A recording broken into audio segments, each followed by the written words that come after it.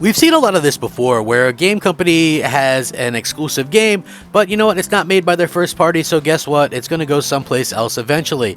This is something that I constantly talk about when it comes to video games because it's an ever-changing landscape. It's no longer the Xbox 360 days where exclusives could mean, that a game is on a particular platform forever.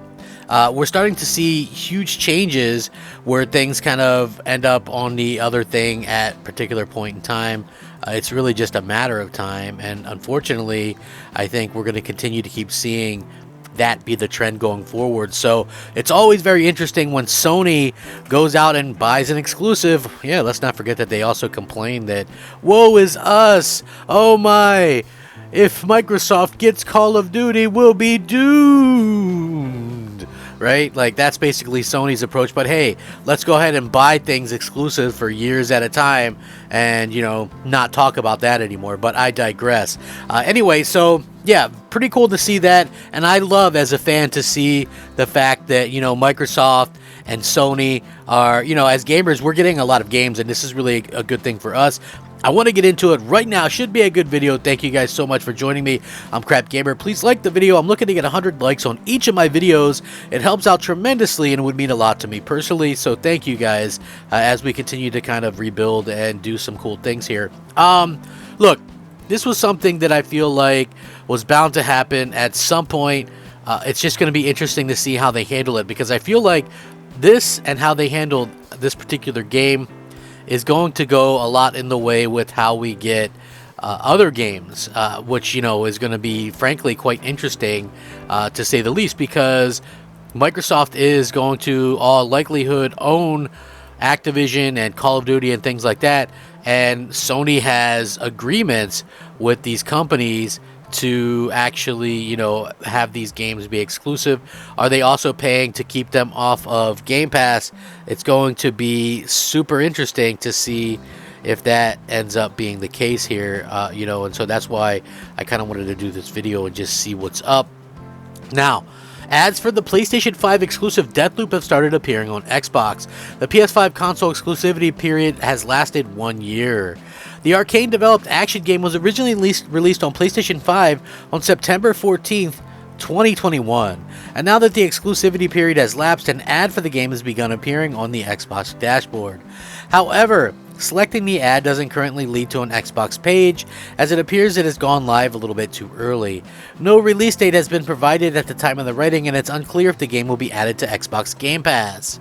Deathloop released during an unprecedented situation wherein the game was a PS5 console exclusive, despite the fact that Arcane's parent company, id Software, was actually owned, by Microsoft. They were actually being acquired by Microsoft. Now, while Microsoft has honored that original exclusivity deal, which made before the negotiation actually began, the company made it clear that it intended to release the acclaimed shooter on this platform as soon as it could. Now, Deathloop is billed as a murder puzzle in which players actually assume the role of an assassin trapped in a time loop on a lawless island called Black Reef. To escape it, players must kill a group of 8 targets before the day resets, using a range of modifiable weapons, gadgets, and supernatural abilities, which can be carried over between loops. In a review in this particular thing, they said that it's one of the smartest and most entertaining games of the year, and that Deathloop is a sick and innovative with a delicious sense of style and humor. It kind of, is arcade's hefty amazingness, right from the beginning. So yeah, nice to see that, this game is going to come to Xbox, and I also think that it's fun to kind of mention that, obviously it was meant to come to Xbox, and we all knew that it probably would at some point. We just kind of questioned, when this would actually happen, and will it go to Game Pass, because after all, it is a first-party game, and, first-party games go to Game Pass. That's the claim from Microsoft, and that's what, gamers have come to expect. So what exactly can we expect from this, right? Are we going to start seeing, this? Is Ghostwire Tokyo going to come to Game Pass? I think it really just all depends, and I think it could hold kind of forbidding or foreboding situation with like Call of Duty, like for the next couple of years, if there is a similar deal. But I just like find it hard to believe that Activision would ever agree to not put something on Game Pass or whatever, especially since they're kind of in the driver's seat with Call of Duty. I think Call of Duty is a big game, and it's definitely a big game, but at the same time, it's a game that has seen much more competition from, you know, competitors lately, and I feel like that's something that us as fans should probably not overlook. You know, it's I personally look at this as something like, hey, you know what, anything could happen. But again, like, Sony can be slimy like that. And this is why I always look at things like when, you know, Sony does their big showcase yesterday. I guess it wasn't a big showcase, that kind of lame 20-minute piece or whatever that they did.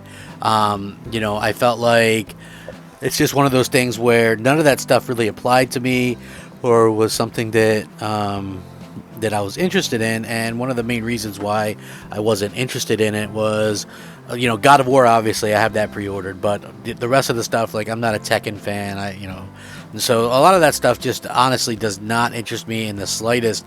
And, you know, again, we see that, you know, that stuff happens, and, you know, as fans, we're looking at this and going, well, is that really going to be a reason to buy or to be excited for PlayStation or whatever? And the truth of the matter is, or even Xbox, no, like, all these little small games are kind of, you know, they end up everywhere these days. Like I said, it's not a Gears of War situation or a Titanfall situation. These are completely different types of situations where these developers will eventually put their games on everything because that makes the most sense. And, you know, people still don't realize that or understand it, which is kind of ironic to me personally. But yeah, it's crazy to see how much things have changed over the years. But again, it does look like it's coming to Xbox. I'm very curious to hear if it's going to Game Pass day one.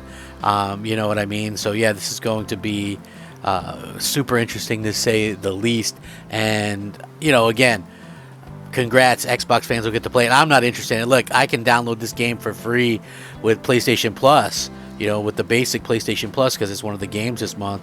But, you know, even that, I added it to my queue or whatever, to my library, but I don't really have an interest in playing the game because it doesn't really interest me. But I'm sure some people will definitely want to check it out and see what all the hubbub was about, because believe it or not, it's a game that was in the Game of the Year running. So yeah, kind of crazy to think about.